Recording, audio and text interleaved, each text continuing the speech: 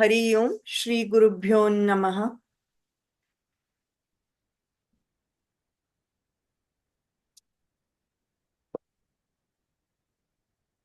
Let's start with prayer. नारायणं सुरगुरुं जगदेकनाथं भक्तप्रियं सकललोकनमस्कृतं च त्रैगुण्यवर्जितमजं विभुमाद्यमीशं वन्दे भवघ्नम् अमरासुरसिद्धवन्द्यं नारायणं नमस्कृत्य नरं चैव नरोत्तमं देवीं सरस्वतीं व्यासं ततो जयमुदीरयेत्. Today it's 21 to till the end, 34, 14 shlokas. Pratibha ji? Yeah. ते तं भक्त्वा स्वर्गलोकं विशालम् ते तं भुक्त्वा स्वर्गलोकं विशालम् क्षीणे पुण्ये मर्त्यलोकं विशन्ति क्षीणे पुण्ये मर्त्यलोकं विशन्ति एवं त्रयी धर्ममनुप्रपन्नाः एवं त्रयी धर्ममनुप्रपन्नाः गतागतं कामकामा लभन्ते गतागतं कामकामा लभन्ते ते तं भुक्त्वा स्वर्गलोकं विशालम् क्षीणे पुण्ये मर्त्यलोकं विशन्ति एवं त्रयी धर्ममनुप्रपन्नाः गतागतं कामकामा लभन्ते। ते तं भुक्त्वा स्वर्गलोकं विशालम् क्षीणे पुण्ये मर्त्यलोकं विशन्ति एवं त्रयी धर्ममनुप्रपन्नाः गतागतं कामकामा लभन्ते अनन्याश्चिन्तयन्तो माम् अनन्याश्चिन्तयन्तो माम् ये जनाः पर्युपासते ये जनाः पर्युपासते तेषां नित्याभियुक्तानां तेषां नित्याभियुक्तानां योगक्षेमं वहाम्यहम्। योगक्षेमं वहाम्यहम्। अनन्याश्चिन्तयन्तो माम् ये जनाः पर्युपासते तेषां नित्याभियुक्तानां योगक्षेमं वहाम्यहम्। अनन्याश्चिन्तयन्तो मां ये जनाः पर्युपासते तेषां नित्याभियुक्तानां योगक्षेमं वहाम्यहम्। एप्यन्यदेवता भक्ताः येऽप्यन्यदेवता भक्ताः यजन्ते श्रद्धयान्विताः यजन्ते श्रद्धयान्विताः तेऽपि मामेव कौन्तेय तेऽपि मामेव कौन्तेय यजन्त्यविधिपूर्वकम् यजन्त्यविधिपूर्वकम् एप्यन्यदेवता भक्ताः यजन्ते श्रद्धयान्विताः तेऽपि मामेव कौन्तेय यजन्त्यविधिपूर्वकम्। येऽप्यन्यदेवता भक्ताः यजन्ते श्रद्धयान्विताः तेऽपि मामेव कौन्तेय यजन्त्य विद्धिपूर्वकम्। अहं हि सर्वयज्ञानां अहं हि सर्वयज्ञानां भोक्ता च प्रभुरेव च। भोक्ता च प्रभुरेव च। न तु मामभिजानन्ति न तु मामभिजानन्ति तत्त्वेनातश्च वन्ति ते। तत्त्वेनातस्त्यवन्ति ते। अहं हि सर्वयज्ञानां भोक्ता च प्रभुरेव च।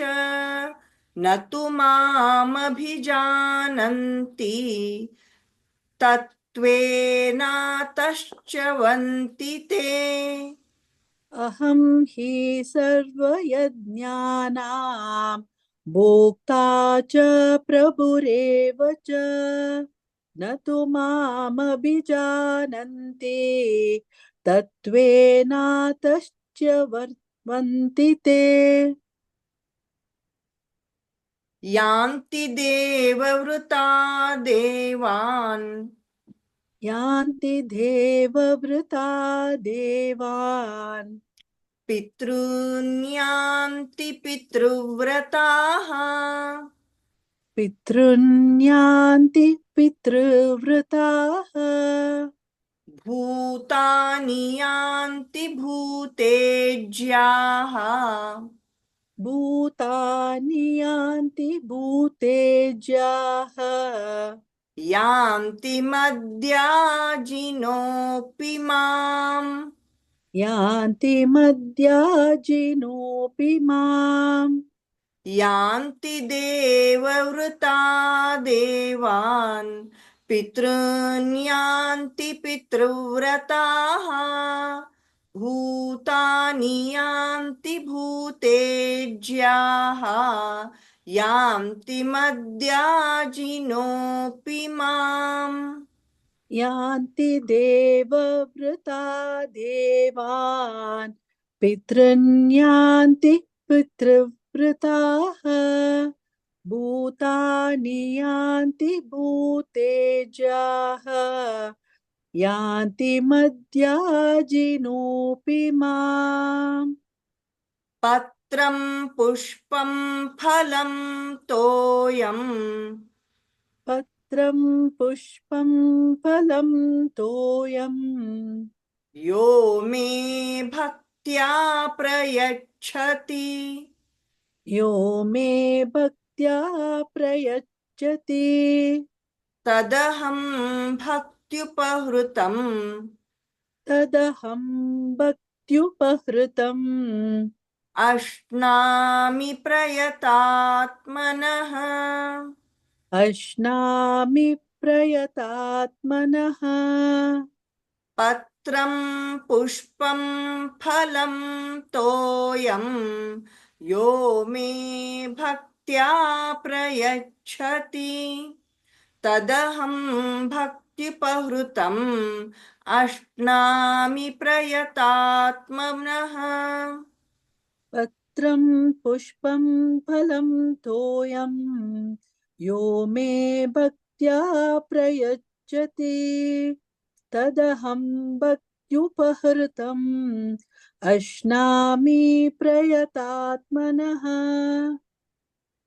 यत्करोषि यदश्नासि यत्करोषि यदश्नासि यज्जुहोषि ददासि यत् यज्जुहोषि ददासि यत् यत्तपस्यसि कौन्तेय यत्तपस्यसि कौन्तेय तत्कुरुष्व मदर्पणम्। तत्कुरुष्व मदर्पणम् यत्करोषि यदश्नासि यज्जुहोषि ददासि यत् यत्तपस्यसि कौन्तेय तत्कुरुष्व मदर्पणम् यत्करोषि यदश्नासि यज्जुहोषि ददासि यत् यत्तपस्यसि कौन्तेय तत्कुरुष्व मदर्पणम् शुभाशुभफलैरेवम् श्रीभक् शुभाशुभफलैरेवम् मोक्ष्यसे कर्मबन्धनैः मोक्ष्यसे कर्मबन्धनैः सन्न्यासयोगयुक्तात्मा सन्न्यासयोगयुक्तात्मा विमुक्तो मामुपैष्यसि विमुक्तो मामुपैष्यसि शुभाशुभफलैरेवम् मोक्षसे कर्मबन्धनैः सन्न्यासयोगयुक्तात्मा विमुक्तो मामुपैष्यसि शुभाशुभफलैरेवम् मोक्ष्यसे कर्मबन्धनैः सन्न्यासयोगयुक्तात्मा विमुक्तो मामुपैष्यसि समोऽहं सर्वभूतेषु समोऽहं सर्वभूतेषु न मे द्वेष्योऽस्ति न प्रियः न मे द्वेष्योऽस्ति न प्रियः ये भजन्ति तु मां भक्त्या ये भजन्ति तु मां भक्त्या मयि ते तेषु चाप्यहम् मयि ते तेषु चाप्यहम् समोऽहं सर्वभूतेषु न मे द्वेष्योऽस्ति न प्रियः ये भजन्ति तु मां भक्त्या मयि ते तेषु चाप्यहम् समोऽहं सर्वभूतेषु न मे द्वेष्योऽस्ति न प्रियः ये भजन्ति तु मां भक्त्या मयि ते तेषु चाप्यहम् अपि चेत् अपि चेत् सुदुराचारः अपि चेत् सुदुराचारः भजते मामनन्यभाक् भजते मामनन्यभाक् साधुरेव समन्तव्यः साधुरेव समन्तव्यः सम्यग्व्यवसितो हि सः व्यवसितो हि सः अपि चेत् सुदुराचारः भजते मामनन्यभाक्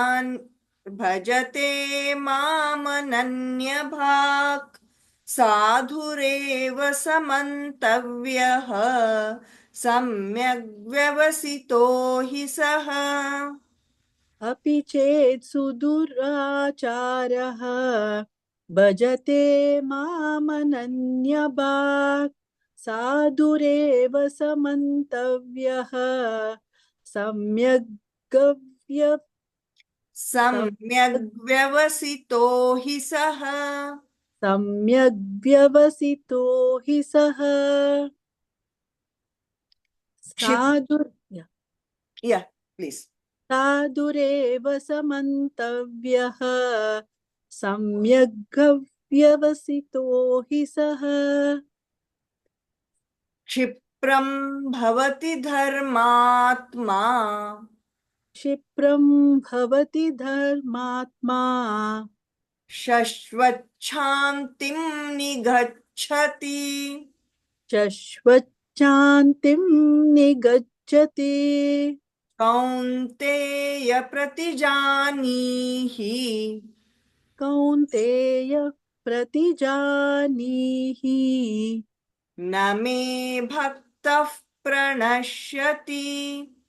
न मे भक्तः प्रणश्यति। क्षिप्रं भवति धर्मात्मा शश्वच्छान्तिं निगच्छति। कौन्तेय प्रतिजानीहि न मे भक्तः प्रणश्यति। क्षिप्रं भवति धर्मात्मा शश्वच्छान्ति निगच्छति। कौन्तेय प्रतिजानीहि न मे भक्तः प्रणश्यति। मां हि पार्थव्यपाश्रित्य मां हि पार्थव्यपाश्रित्य येऽपि स्युः पापयोनयः येऽपि स्युः पापयोनयः स्त्रियो वैश्यास्तथा शूद्राः स्त्रियो वैश्यास्तथा शूद्राः तेऽपि यान्ति परां गतिम्। तेऽपि यान्ति परां गतिम्। मां हि पार्थव्यपाश्रित्य येऽपि स्युः पापयोनयः स्त्रियो वैश्यास्तथा शूद्राः तेऽपि यान्ति परां गतिम्। मां हि पार्थव्यपाश्रित्य येऽपि स्युः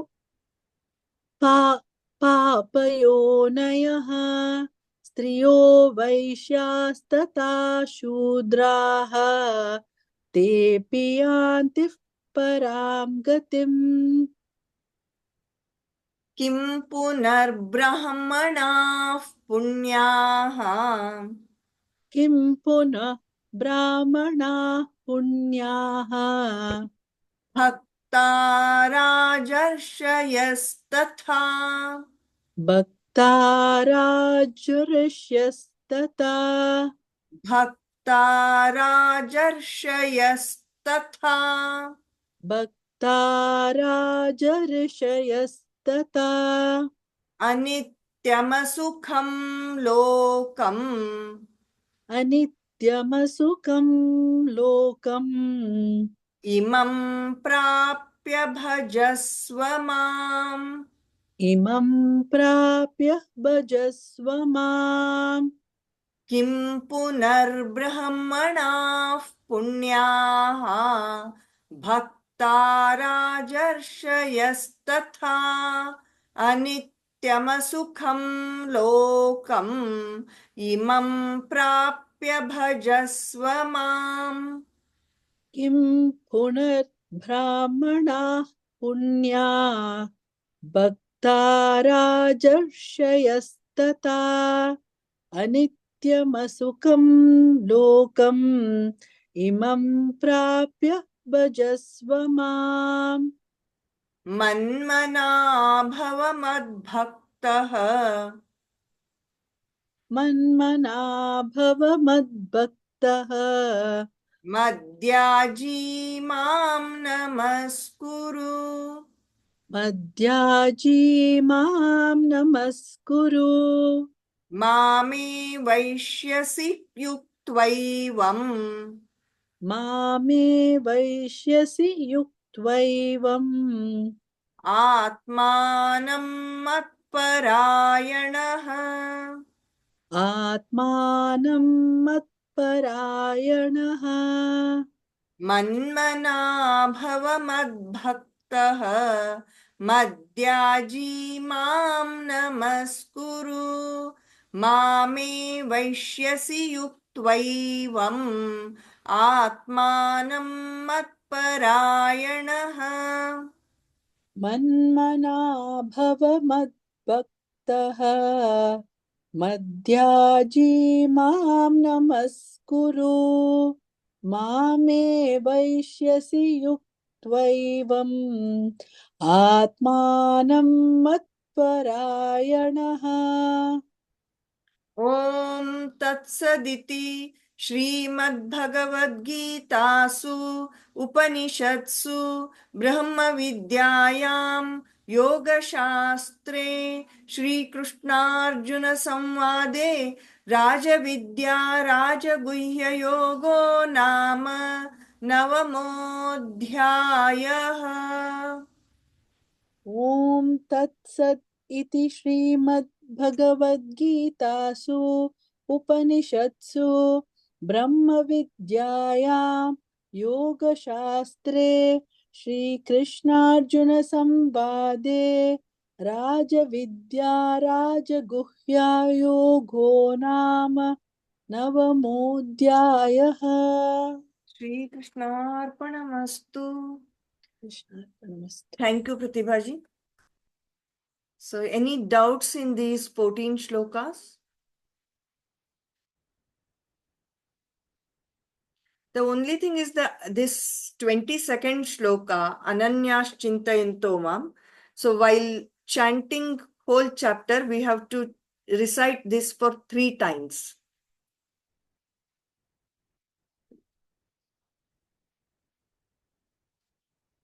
So, let's practice the today's shlokas.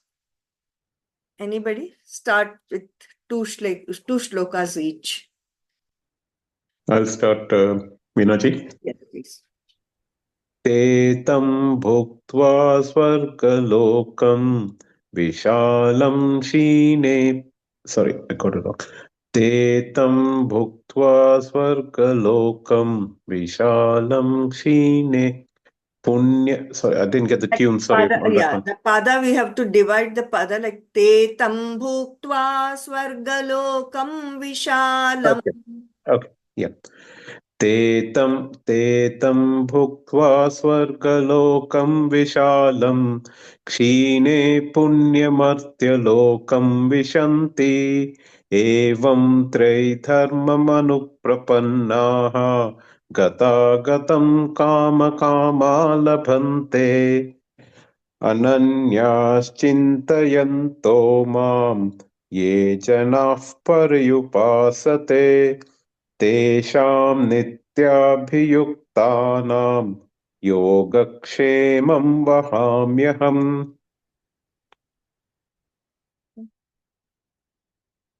Okay.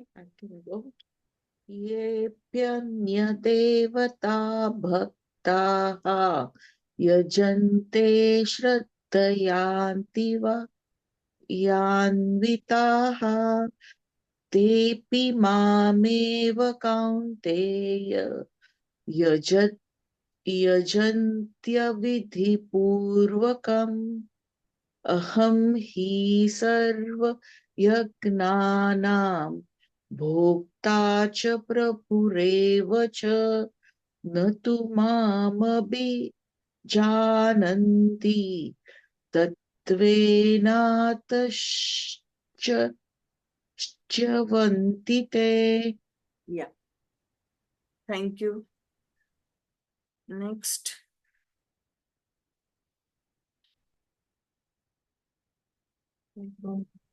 यान्ति देवव्रता देवान् पितॄन्यान्ति पितृव्रताः भूतानि यान्ति भूतेज्याः यान्ति मद्याजिनोऽपि माम् पत्रं पुष्पं फलं तोयं यो मे भक्त्या प्रयच्छति तदहं भक्त्युपहृतम् अश्नामि प्रयतात्मनः।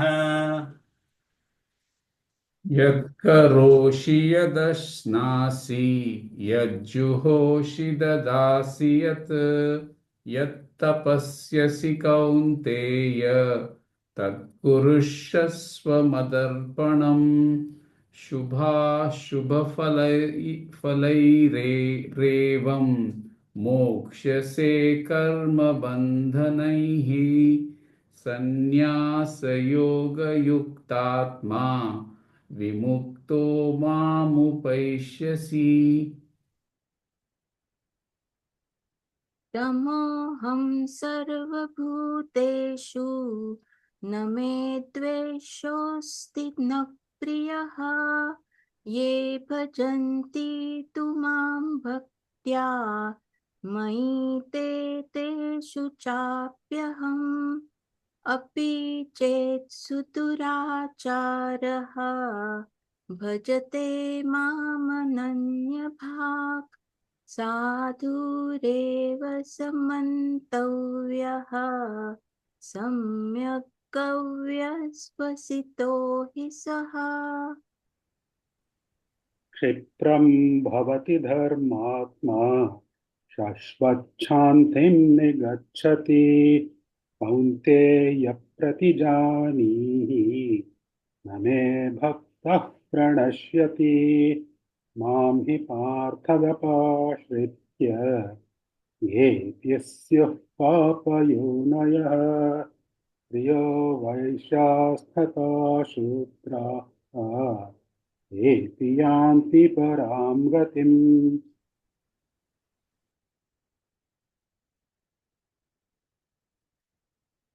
Anybody?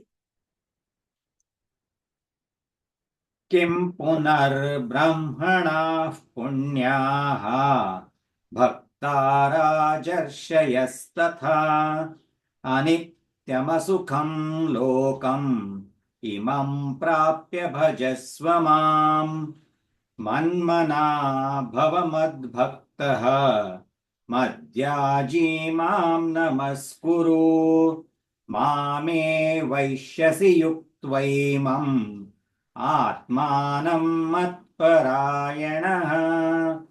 ॐ तत्सदिति श्रीमद्भगवद्गीतासु उपनिषत्सु ब्रह्मविद्यायां योगशास्त्रे श्रीकृष्णार्जुनसंवादे राजविद्या राजगुह्ययोगो नाम नवमोऽध्यायः। So any doubts? Okay. So next week, let's do round robin of this chapter. So whoever is available, please mention in the WhatsApp group. So let's end this session and join for Gita Chintana. Sri Krishna Arpanamastu. Thank you. Hare Krishna. Hare Krishna. Thank you, Veena ji.